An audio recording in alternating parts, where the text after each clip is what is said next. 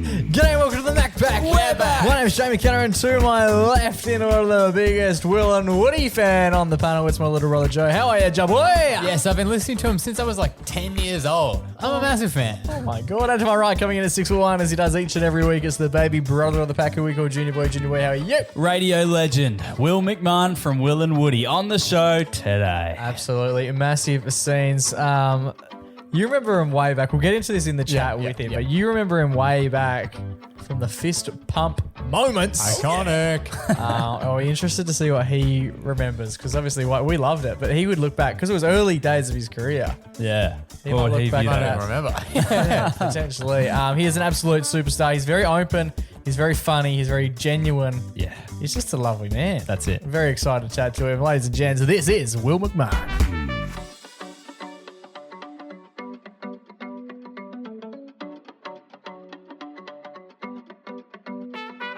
Boys. Flamingos. How are we all? Are we all well? Fantastic. Absolutely hyped. Fired up to be here today, Jake. Big show on the cards. We are fortunate enough today to be joined by a bit of radio royalty You over betcha. here in Australia. We've been huge fans for as long as we can remember. It's always funny when we do tell people how long we've been fans for. Yep. And then we work out how old you were at the time. And it's just like, wow, you were in like primary school or something. We are obviously talking about the first half of the Will and Woody combination. I was going to say the better half of the Will and Woody conversation, but that's until obviously we chat to Woody, and then we'll completely forget that we ever mentioned that. Will, how are you, sir? G'day, guys. Yeah, I'm good. I'm very good. Thank you.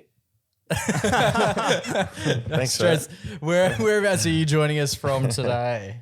It's specifically the studio in the back of my house in Melbourne. Yeah, I love it. Fantastic. Yeah.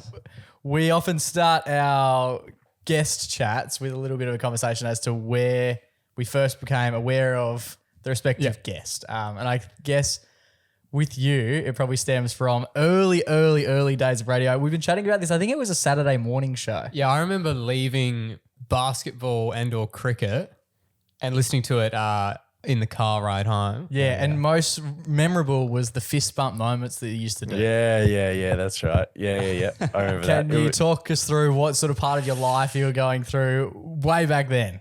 Sure. So I think so we were actually just saying off mic before we started that you guys are doing some gear on RTR and other community radio, and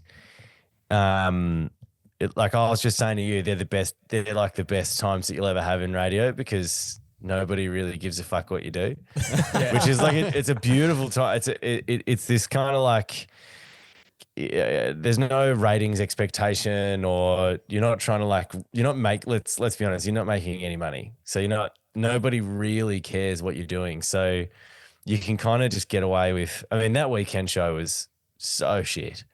I think someone unearthed a clip of us the other day, and Woody and I were just laughing about how bad it was because we were so nervous. We'd never done we'd never done any community radio or anything like that. We actually just started doing stage shows. We were doing sketch comedy at uni, and we just got one lucky one night.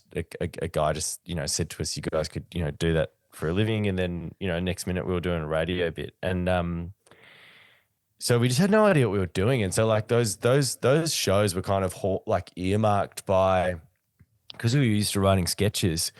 We used to write Woody would write like whole radio breaks, like script them. Oh, so wow. So he would write like, this is what I'm going to start the break with, and then I'm going to ask you this, and then I think you should ask me that. So with no, like it was actually horrific. Like it was as shit as you could possibly imagine. Like it was like a dramatized table read. You're like, line. Seriously, we had these scripts we were so pumped about it. We just didn't want to fuck up. So we were so pumped about it. We'd get there on a Thursday night for a 2-hour show on a Saturday. Like that's the amount of prep we'd put in. And we'd, by the end of Friday or whatever, we'd both have these printed 4 A4 sheets. And that would be all the breaks that we were going to do on Saturday morning. So That's it was crazy. just mad, right? Like it was, and I think that's probably why the fist pump moments were so fun, was because they were one the bit you only didn't know. unscripted bit. That was the only bit where we actually relaxed, because we were like, oh, great, we don't have to read our lines anymore. You know, we can actually just hang out. Unreal. At what point did you decide to do away with the lines in the rehearsal? Oh, I imagine probably a combination of somebody telling us that it was absolute dog meat, and then and also we got sacked pretty quickly after that as well. Like we got the arse. We probably did that weekend show for about a year before we sort of just got made redundant. I mean, like, yeah, wouldn't you sack a radio show that was reading a script for 2 hours? But I think the thing is, and I think this is the thing about radio in general, is that you can't like. I mean, I do think that us reading a script is a testament to us as our chemistry, because radio, the only thing that matters in radio is chemistry. The only thing that matters is how well you get on, and because that's the only thing that people actually want to hear. They don't really care what you're saying. They just want to hear how well you get along with the other person you're in the room with. That's what you're listening for subconsciously, I think. So the fact that we did a show while we were just reading a script is pretty remarkable, and I think speaks to the fact that where we just loved each other so much then. So I mean, still do.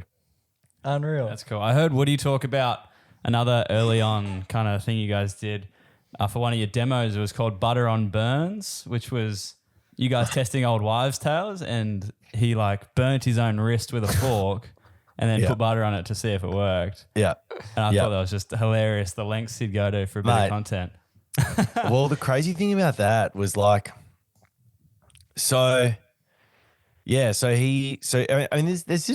hasn't lost this either, by the way. Like I think all like great content people put their, I think artwork's probably a big word for Woods, but put their artwork or their content ahead of everything else. Like, and it's because so the funny thing about that one was that, well, like he did, like he did that to himself. It burnt, like heated up a fork in his kitchen and branded himself on the forearm. And it was just me and him. There's no one else. No one listening. Like there's no one listening. That's not for any audience. That's just me and him sitting around his kitchen table.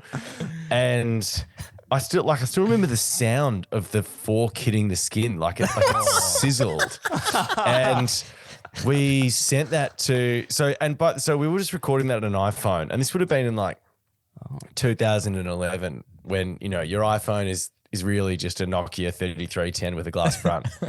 And so the audio was so shit. Like, but that's the audio that we recorded our first demo on, was this iPhone in between us. And I just remember sitting there and Woody telling me that he was going to do this thing. And I remember looking at him being like, yeah, but like, you're not, it's 2:00 on a Thursday, mate. Like, you're not actually going to brand yourself in the kitchen right now. And then he did it. And then the content director loved it so much, because he was like, I just can't believe that you did that. Like, you fucking idiot. That he did it again on our first show. So at our first show, we were like, oh, look, that was a hot bit. They loved that. So let's just do it again. So he burned himself again. Just every week from that point forward. Right? Is that starting Monday? He would have, though. Like, and that's what I was going to say is that he's just one of those people that, they just love, who loves what he does so much that he'll put that ahead of everything, like ahead of everything. It's similar. I heard a similar story very quickly about Nick Cave recently, actually. I don't know. You guys know who Nick Cave is, right? Yeah. The Bad Seeds. Yeah. So so his mum died recently, apparently, and apparently he's claimed for a really long time that he wants to be a sculptor. He's not. He's a sculptor first and foremost, and he's a musician second. Yeah, right. Like a lot of people, like Joni Mitchell says the same thing about the fact that she's a painter. Anyway, he said, so he wants to be this sculptor. He'd been banging on about it for ages. Anyway, apparently the time finally opened up. He just finished touring or something, and he's like, right, cool, I'm going to finally do this sculptures. And then his mum died, and he was like, oh fuck, I've got to go over and fly over and, do everything you need to do when someone dies. There's obviously a lot, and it's your mum, and, he's grieving and everything. And he went to, basically walk out the door, and his wife stopped him and was like, stop what you're doing. Like, you've been banging on about doing these sculptures for that long. This is when you make your best art, like when you're grieving. And this is what she would want you to do. Like, this is like, there's a higher purpose for, again, I don't want to compare Nick Cave and Woody, but we're doing it. Grab the fork. I think for content, yeah, that's right. We've got the fork out the back. I think for content people, there is a higher purpose. Like you just love it so much that you realize you'd do anything. It's different to other jobs like that. Yeah. Like if, an accountant was, doing a spreadsheet over burying his mum, everyone would think it was a bit weird. Yeah. But if it's an artist, it's like, well, look, that's why you were put on this earth. For some reason, it means it's something different. And I think it's the same for radio people. You sort of, you get such a buzz out of doing good gear that you just start doing stupid shit for the sake of doing good gear. Yeah, absolutely. Is that sort of how you felt? Obviously, you went to law school. Yeah. Is that how you felt like? Because obviously you started with sketch comedy. Yeah. Before you moved into radio, was that something that you always like knew in your heart? Oh, I want to do that, but law school was like the right choice to make. Is that what you were thinking? You really opened a can of worms there. Oh God, I could talk about this for a while because I think this is at the heart of possibly my biggest psychological hang up, which is that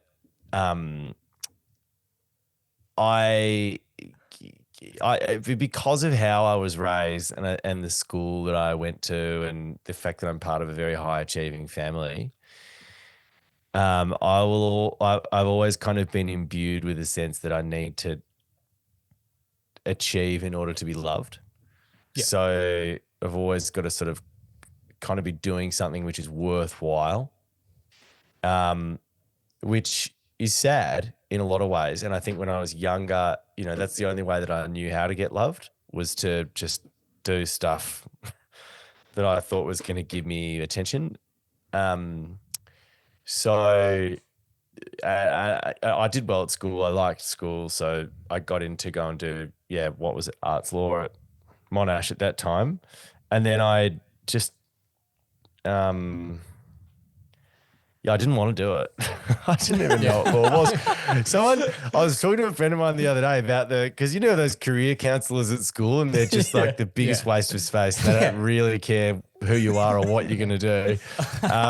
A friend of mine told me the other day that the career counsellor at school was a little bit like, do you guys know, what's his name? Nathan Brown from Sportsbet. Brownie's Brownie's bet of the week or whatever he does. A friend of mine told me that the careers counsellor is a little bit like Brownie's bet of the week. Like they just one kind of 100. Yeah, they're just exactly. They just don't really give a shit. They're like, well, look, I'm obviously not putting money on this, so I'm happy to tell you to go and put your own money on it. And one of my teachers would always say, don't listen to them. They're a careers counsellor. Yeah. Well, that's it. Like, it's just the most ridiculous thing. They've got no skin in the game. They couldn't. I don't know about yours, but mine wasn't even like a proper careers counsellor. He was just the biology teacher who kind of dabbled in careers counselling. And he just had a look at my results and he's like, oh yeah, you're good at English, so you should probably do writing, and in law you write a lot, so just go and do that, and everyone will think you're great. And I was like, oh yeah, sweet. And then. Yeah, exactly. And then a little while into it, I was like, fucking hell, I hate this. I remember the first lecture I was doing contract law and I didn't even know what a contract was. Like, I knew what it was, but I realized what I'm so far in over my head. But it sort of took me having a mental breakdown, probably 3 years into, or 2 years into doing it, where I was just like, what am I doing? And the ironic thing is I finished it. Like, it took me 10 years, but I finished the degree because I just had this overwhelming sense of just like, I need to get this done in order to be, I don't know, worthy of what? Of what? Like it's just a very big old, setback of mine that I've always felt like I sort of need to be doing something worthwhile in order to be loved, which is I think I'm sort of finally breaking through that. I'd like to think so. But I don't know. I think it's a demon that a lot of young men have.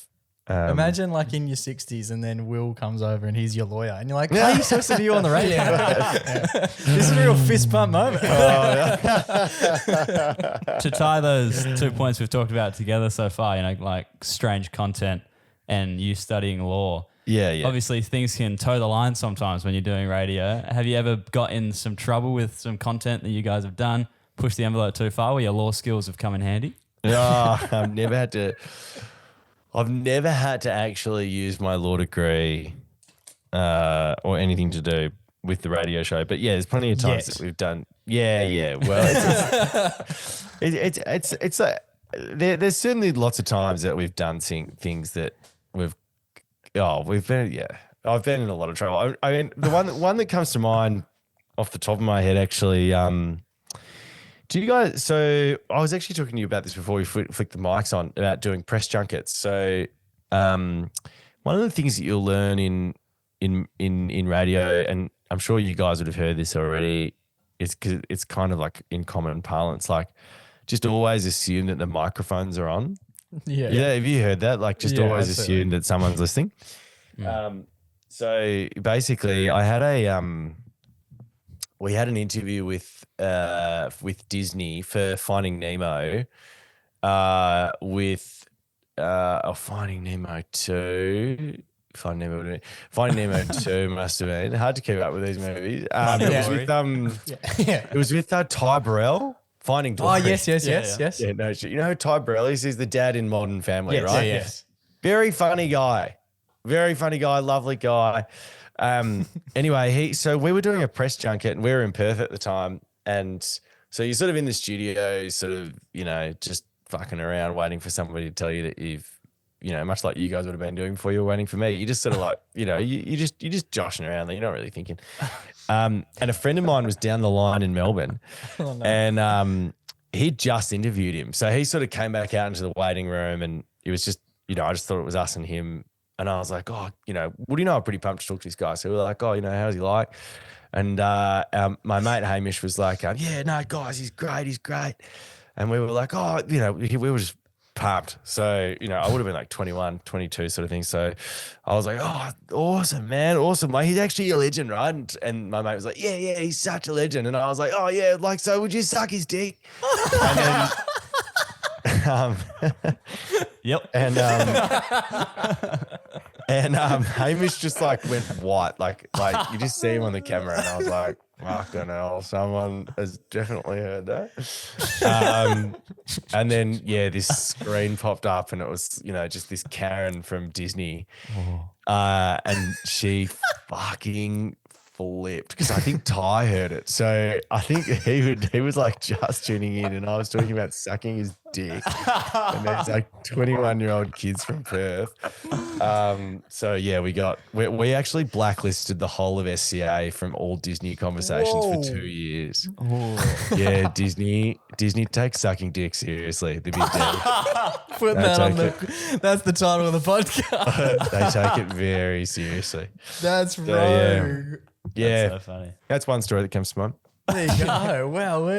You've obviously mentioned Woody a fair amount so far. How did you meet Woody? What has that whole relationship been like? Because like obviously it's a relationship and it's a great friendship. How do you find going to work with your best mate every day? I think it's funny you said that. Like, I think there's a line in I love Harry Potter quotes. I don't know why they just keep coming to me. There's a line in Harry Potter where Ollivander, the little guy that makes all the wands, says, the wizard uses the wand. And I feel like with great friends, like it's a little bit like that. You don't choose them, they choose you. Yeah. You just kind of like, it's nice. You sort of just get struck by lightning, don't you? You're like, oh yeah, this is great. There's no thought involved. Yeah, okay, fair. And I remember when I met Woody, it was very similar. It was just like, holy shit, this is definitely a thing. We just kind of slipped sort of effortlessly into each other's groove and just enjoyed each other's company so much. And you just take it for granted, I think, at that age. But as you get older, particularly now, like I'm 35 now, Woods is 36, and we've both got kids, and all of our mates have got kids. And the first thing that you lose is your mates. You lose because you'll still see your family, and you'll catch up with other couples and stuff with their kids, and you're kind of doing the whole. What's that line in Old School with Will Ferrell? He's like, yeah, we've got a big Saturday plan. We're going to go out to Home Depot. It's like, it's ironic, but it's like that. Like, you're in this different world, and you lose your mates. Like they go, and you have to kind of work for the first time in your life, that's why guys are, riding bikes together and joining book clubs, and because you've actually got to set up things in your life whereby you do catch up with other men. So having a friendship whereby I get to work every day with my best friend is just like such a gift. And I think the amazing thing about our friendship is that we're actually fundamentally, like, on one level, the most different people from each other imaginable. Like Woody is, you pick any part of who I am and Woody will be the opposite. Like, right. Literally the opposite. But then I think underneath that, at a deeper level, we're incredibly similar. Like our values are very much aligned. So it's we and obviously, I've had a bit of time to think about that. When you're just in the slipstream of his sort of radiant fizz is how I describe him. It's like he's just kind of like he's just been touched by an angel, that bloke. He's just someone he's grokked. Like deep down, he's grokked that this is his life and this is his one life, and he has a greater sense of gratitude than anyone I've ever met, and that just naturally exudes from him and just lifts everybody up around him. So I feel very lucky to be around him every day. He genuinely makes me a much happier person. Wow, that was really nice. That's such a sweet little piece. Lovely. Thanks, mate. Yeah, I mean it. It's easy. He's just so like, yeah. He really does make life very easy for me. He really does. It's quite remarkable. That's good. I saw earlier this year you boys chatted to Billie Eilish while she was in Australia. Oh, and yeah. You read her a letter and you even brought her to tears. What's one of the best moments you and Woody have had talking to a celebrity over the journey? Yeah, made Billie Eilish cry. They'll have that on my tombstone, I reckon. It's a big moment for me. Hot moment. She was, that was cool. The funny thing about that, and I mean, I don't know if you guys want to keep talking sort of, I like talking behind the scenes. Yeah, absolutely. Sort of radio gear, or just sort of, I like talking about how the sausage is made. The funny thing about that was that we sort of had the 10 minutes with Billy or whatever it was, and 20 minutes, I think it was. And, again, it's one of those junkets. We're back talking about this, one of these press junkets, right? So we're just rolling shitloads of people through. Mm-hmm. And I just had this moment where I was thinking about the interview and what I was going to say. And, Woody and I, Woody will naturally, like, he'll canvas off one side of things for me, which is basically like, how do we make this as fun as we can? So, in the lead up to we were playing this game called Guess the Fish for Billie Eilish, where we had to people had to call a pub and guess what the fish of the day was. And if they guessed what the fish of the day was, then they got tickets to Billie Eilish. And the bit went off. Imagine explaining that to someone as well. Like, you're at school and you're like, yeah, I'm going to Billie Eilish. And they go, how? And you go, well, I guess the I guess John Dory on Will and Woody. And so she actually ended up so we were going to play it with her, right? So we were going to get there and get her to guess the fish for Billie Eilish, like call the pub and guess what the fish of the day was. And it was going to be fun. And then we found out that her mum was running, like, we only found out like on the drive to her house. So she was staying in this like multi-million-dollar mansion overlooking Sydney Harbour. And we're on the way there, and in an Uber X, by the way, our EP Captain Poo Pants has got us in like this fucking Hyundai Excel. Like, it was just, we felt so out of sorts. And we're on the way there, and yeah, we find out, like, I don't know, someone was trawling through their phone and they found out that her mum is like this passionate vegan, and she was running this vegan like food truck out the front of all of her daughter's gigs. So we were like, fuck, we can't be like, and her mum's there, by the way. Her mum's at all the interviews, like, she goes everywhere with her. So we were like, we can't be asking Billie Eilish to guess the fish for Billie Eilish, but her mum's this passionate vegan. So we had to can the idea like 30 seconds before we got there. But ironically, I'd listened to a lot of her records. So what I'm like, my big passion is probably music. And so I listened a bit to the record. I don't normally listen to any music that we play on the radio these days, to be honest. It's sort of pin needles in my ears. But I'd heard, the first time I heard, I can't remember what song it was from that record, but someone sent me the record and I listened to it. I've got it on vinyl now, actually, because I loved it so much. And I was away and I was listening to it a lot, and it was one of those records that you can kind of like, you listen to it in a concentrated patch. Yeah.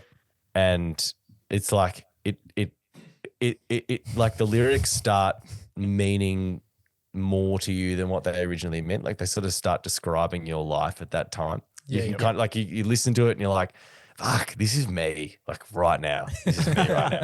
I think she's talking about me. She is talking about me. And then you sort of, you attach this, you get really fond of it.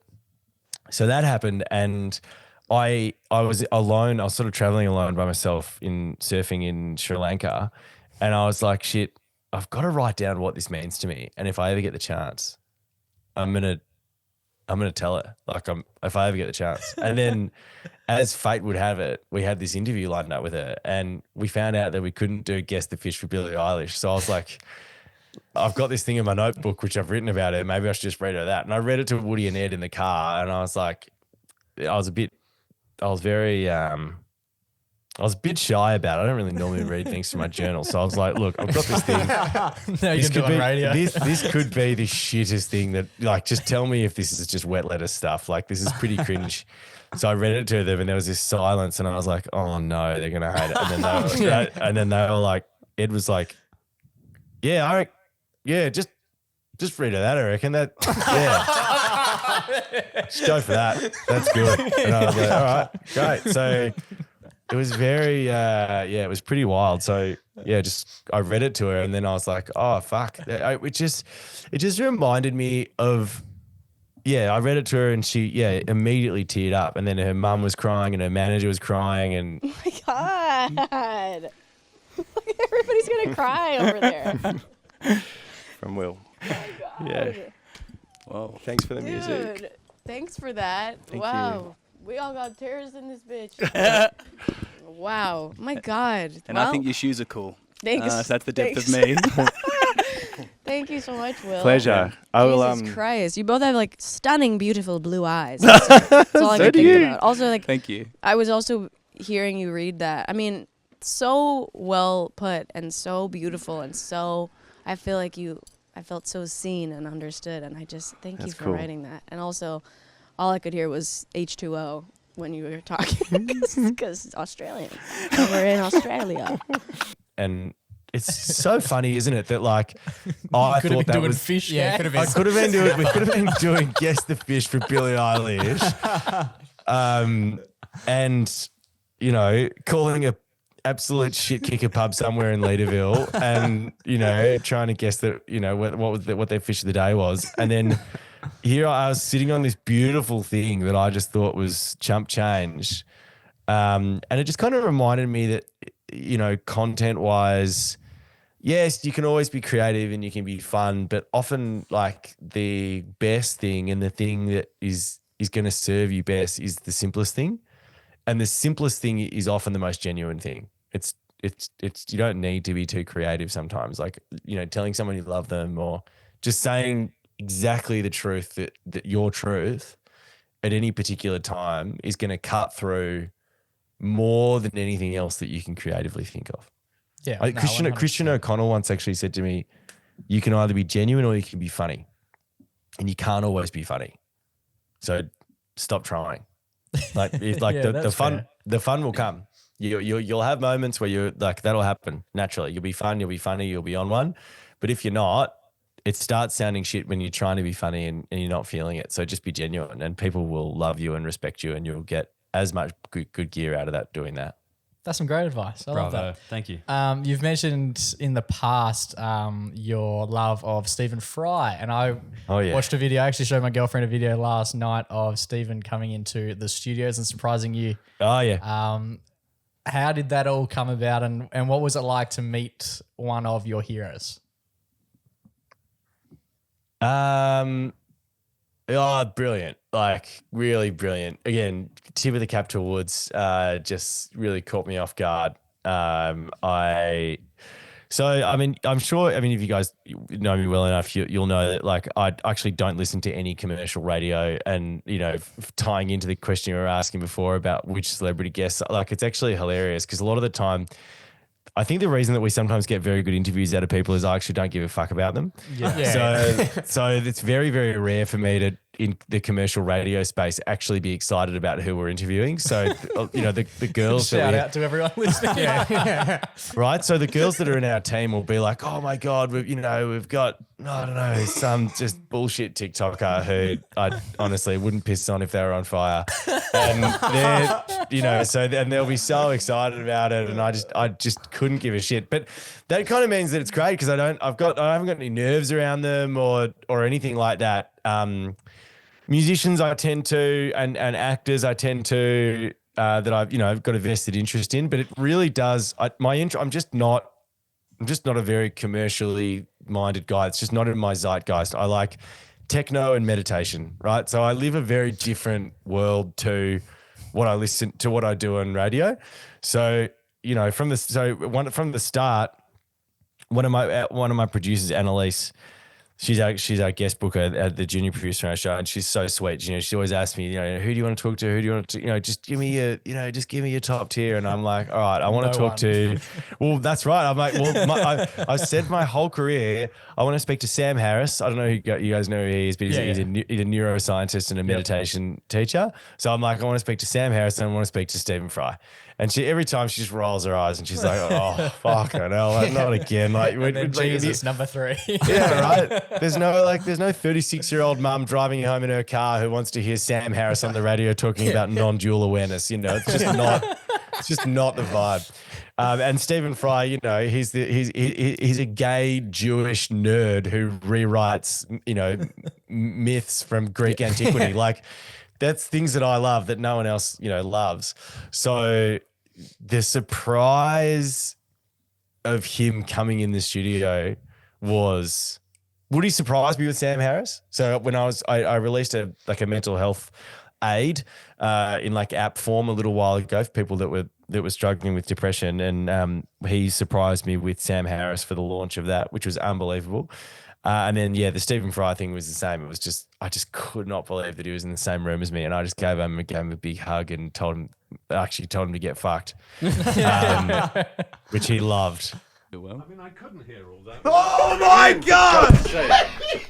Come on. For heaven's sake, after saying that, I had to fly over as fast as I could. Listen to you. There you go. There. That was a quick flight, but it was worth it. Hello. Hello. Nice to see you too. Oh, Stephen, thank you so much for that. Real pleasure. Thank you so much. I will never forget that face. Well. And then I went and he asked me backstage after his show that he did that night, and I had a glass of wine with him and Jeffrey Rush, of all people. Yeah, it was pretty cool actually. Yeah, I didn't really say anything, but it was nice. I was there. So cool.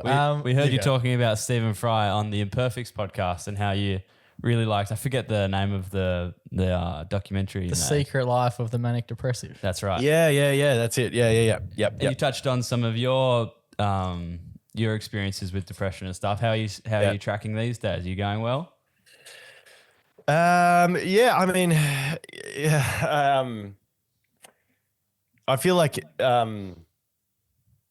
mental health is a bit like herpes, you got it for life. That's a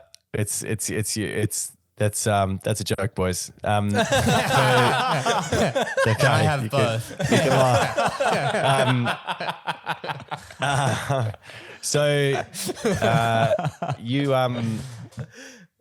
You've always got your mind, right? Like it's the only thing you've got. Even when you're, on your deathbed and you're by yourself, everyone dies alone. Everyone dies with just their mind. So I think understanding your mind is honestly the most important thing you can do in order to be happy in this one chance you get at existence. So in terms of how am I tracking and people say to me, are you better? And I'm like, well, I don't even know what that means. Like, 'cause I don't necessarily consider having bad mental health not being healthy in a way. Like it's just an expression of how you are at the time. And the more that you brand it as something that's bad and something that you need to, get over, then of course it's just going to get worse and worse. It's like anything, unless you learn to love it, then you're going to make it upset, really. So I don't think that my necessarily like the actual thing that I experience when I get depressive episodes, I don't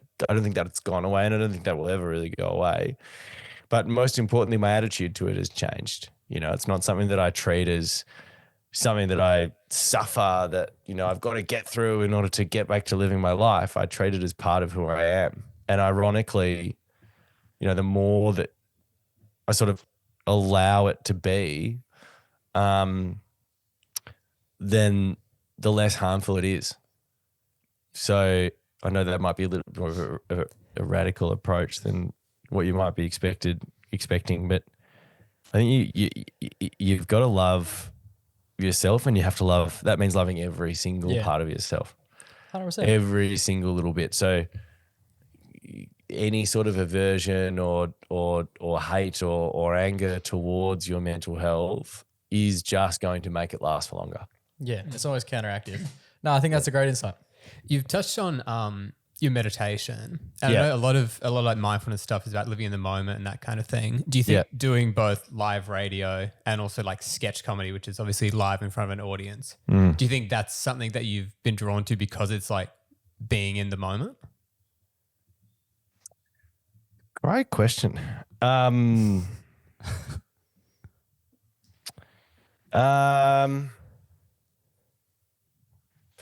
Maybe. I've never thought of it like that. I have often thought, I spoke to you guys before about my addiction to achievement and, like getting love because I'm achieving. That means that like I'm a big thinker. Like I can really, really stew on some stuff and really think really deeply. And doing a radio show and doing live stage shows and stuff is actually probably more for me. And maybe you could say the two are very much the same thing, because I don't think you ever have a greater sense of presence than when you're having fun. Yeah. And when you're having fun, you're so completely in the moment. And radio means that I have to have fun. I can't stew and fun in a very broad sense of the word. Like just acting spontaneously. Yeah. I mean, like I would almost argue that on one level, you could almost equate fun to a pure sense of momentary presence. Like being truly mindful, when you are, you sort of you experience a spontaneous sense of gratitude, and I think that almost leads to fun. I think there are often times that I can be meditating, I can feel so present and so grateful that you can feel how fun everything is, because it's just so crazy. You're like, holy shit, there's so much going on here. Like I am breathing, it's all happening. And I think that when you're doing radio, you kind of, there's an expression I love, which is sometimes your happiness can be the smile on your face, and sometimes the smile on your face can cause your happiness. So I think that the good thing about doing like a radio show is that you don't have a choice. Like you're like, okay, well the microphone's going on here. It does not matter what is going on in my life. It doesn't matter how my mental health is. I'm going to get up here and have some fun. Like I've got to have fun. This is it, and I've got Woody there who's just a fun machine. And it means that it's so important for me specifically to have fun, because if I don't schedule fun in my life, I don't look for it naturally. Yeah. So yeah, I think that a good question. I think that is probably why I am continually drawn to it. Yeah. Yeah, unreal. We are very mindful of your time. We've got probably 2 questions left, if that's all right. Yeah, go for it. What do you reckon you're a 10-year-old version of yourself would say to your current self? What, or vice versa. What would a current day version of yourself say to a 10-year-old version of yourself? What would a current day version of myself say to a 10-year-old version of myself? Yeah.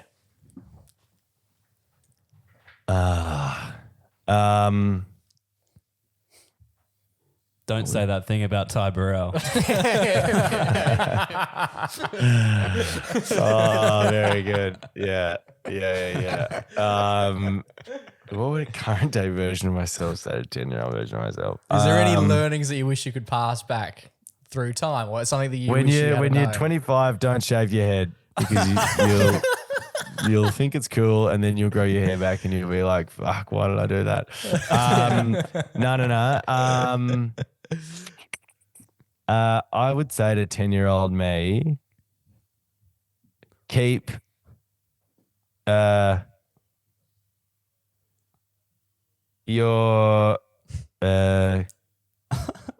keep being interested. I like it. That's good. Keep being interested, I reckon. I reckon interest, I reckon,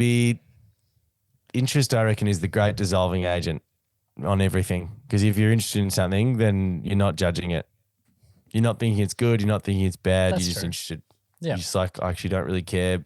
I think it's a beautiful place to be, is being interested. And I think naturally I'm an incredibly inquisitive person, and that can be fucking annoying because I've always got more questions and I always have long answers. And I used to think that was a real burden and a pain in the ass. And I got told that it was for a long time, but I love being interested. It's great.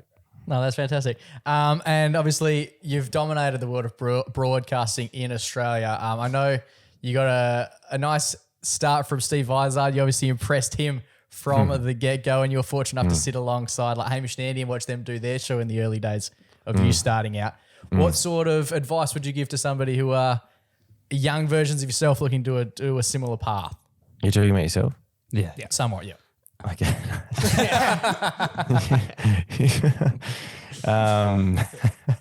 Well, gather around, my young Padawans. What would I say? Don't say anything about Ty Burrell. Yeah. I'd probably say that I think what I said at the start of the podcast is really valid, which is don't worry. Like, the number one thing that you should be concerned with is your relationship with each other. Yeah, okay. Because if you look after that, then you'll have a reason to keep doing it, and everything will flow from there. It doesn't matter how good your ideas are, and it doesn't matter how good a talker you are. If you want to do a show with other people, the relationships that you have with them are the reason the show works or not. Too good. Nice. Fortunate enough, we're brothers, so we're kind of stuck together. It would take a bit to divide the relationship. Yeah. It's been great to meet you guys. It has been an absolute pleasure to chat to you. Before we do finish up, with every guest that we are fortunate enough to get on the podcast, we do like to invite them to the MacPack VI pack. Yeah, nice. We have a bunch of caps, and they've all got embroidery with a specific number. So you're coming into the pack with number 32, a bit like a Test cricket cap. Yeah. Sick. Thanks, boys. So we'll get that one out to you in a good time. But Who was 29? 29. 29 was Ash Williams. And it's still. Oh, wow. How was he? He's a fucking weirdo. Lovely guy, but a very strange man. Yeah. It was definitely the most unique chat He's So funny there. he's extraordinary. Yeah, very funny It guy. was entertaining. We got a lot of fantastic feedback, more or less people being like, I think we were as shocked as to what was going on as the listeners were, which is Always good. it's an exciting place to be, I'll tell you that much. Yeah. I love that. Thank you so much for the chat. It's been absolutely fantastic. We are huge fans, so it was unreal to get to chat to you for a little while today. Yeah, I just Thanks, wanted to say boys. as well, thanks for being so brave and vulnerable with all the things you talk about on Imperfects, and you continue to do so. It's really cool to look up to someone in the industry who's so open about their feelings. So it's Oh, really that's so sweet. It's honestly absolutely my pleasure, and getting that sort of feedback is 100% fuel for me to keep doing it, because it can be a bit scary sometimes, but just knowing that I know that it's helping other people, particularly young dudes, which I know was a pretty hectic part of my life. So for somebody else to say that's really nice. Thanks, mate. I appreciate it. And you also mentioned the app earlier, and you used to have a podcast you did with Woody, the Share My Mood. Is that ever going to come back, or are you looking to do more stuff like that soon? Yeah, we've got another pod that's going to come out pretty soon. I've been pretty busy being a dad recently, and I'm writing a book at the moment, so that's kind of taken all my time. So I will. It'll happen soon. Watch this space. Watch this Exciting. space. Yeah, things happening. Thanks, boys. Thank you very much, mate. Appreciate it. Been a pleasure. What a ledge. Play those harps, Jake. Oh, He's good at what he does, eh? I was transported here. You pulled out the big, what do they call that? The Harp. Yeah. You pulled out the big harp for Will. What a show. Lovely guy, lovely chat. It was a very different. I didn't know what to expect initially, to be completely honest. Yeah. But it was a very advanced conversation. I liked how deep a thinker he is. Yeah, me too. I like how he was able. Yeah, he really some. Obviously, we got to like some pretty like deep topics, but there was some question where he really like, I'm gonna think about what I'm gonna say. Yeah. Before I say it. Yeah, he absolutely sat in the thought, which I think is I think that's a fantastic thing, to have the confidence. And I would almost go as far as to say the respect to answer a question with genuine thought. I think it's one of the big issues I have is I often am speaking. I've mentioned this to you before. I'm often speaking my answer before I've even been asked the fucking question. So it was actually nice to see someone get asked a question, acknowledge, especially with you. We're yet to do an episode where Joe doesn't get good question. Yeah, I don't know why. But I do usually. There are times where I don't ask a question for ages. Yeah. Oh, you reckon it's a confidence thing? No, not a confidence thing. I'm just like You're brewing. waiting to come up with a good question. Ah. You don't think it's them going, this kid is silent. Oh, Joe's here. Oh, Joey, and that's a really good question. Yeah, that's a little boy. No, maybe that's the play. But they are always good questions. They are lovely. They were I good. think one of my favorite insights on the early radio days was the script, which is something that people like Joke about. Yeah, people do joke about, like, you know, iconic radio people. Yeah. They're like, I like, how are they like so funny? They must like. Yeah. Right, they must plan it out or whatever. Yeah. But apparently when you plan it out, it's a lot harder. Yeah, the more I get to know about the world of radio is The less you know, the better. well, the process in which is involved is quite important, but often the people with the microphones in front of their face, the less they have an idea about what the process is, Yeah.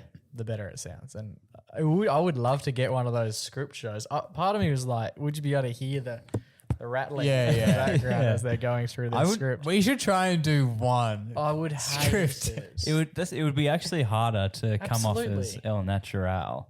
Yeah, no, Like actors are like so good at like cutting each other off over specific lines to make it feel as though it's an authentic convo.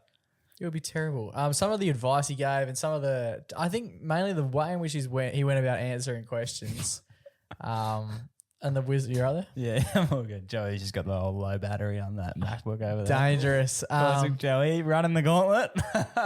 He was very in depth about the way in which what's going on? He's turning off Bluetooth. Throwing low power mode for us, Joey. But Bluetooth is a battery drainer. Oh, man, you've just gone full darkness. Who knows? Carry on. If you never hear this, we know why.